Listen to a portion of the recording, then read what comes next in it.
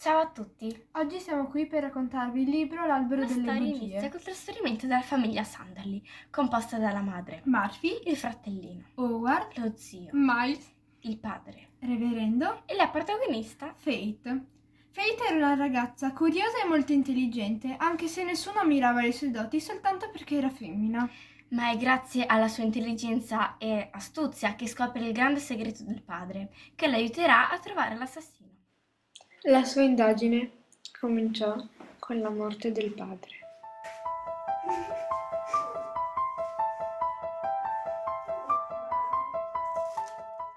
Chi sarà stato l'assassino?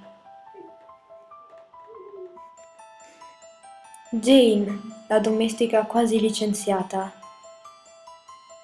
Agatha, la moglie di Lambert. Clyde, il fotografo. Miles, il cognato che voleva ottenere le sue terre. Crack, l'aiutante. Lambert, il capo degli scavi. Jacques, il dottore.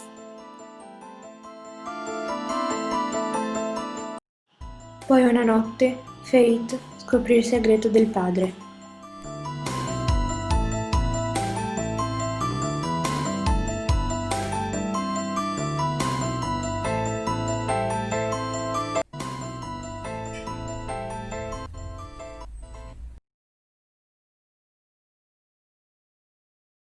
Zio Miles, ma perché siamo qui? È tutto per un buon fine.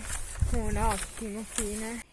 Che cosa hai fatto? Mi hanno promesso che avrei potuto prendere parte agli scavi. Ci hai usato? Ci hai portato qui per un tuo profitto? Volevi solo unirti agli scavi. Perché volevano che portassi mio padre, eh?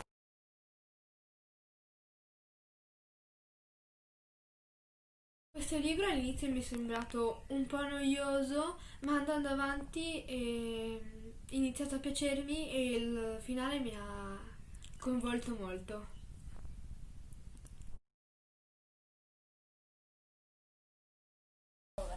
Questo libro lo consigliamo alle persone che amano leggere perché è un lessico molto difficile e perché la storia è difficile da seguire, dato che ci sono molti personaggi da ricordare e ci si potrebbe confondere.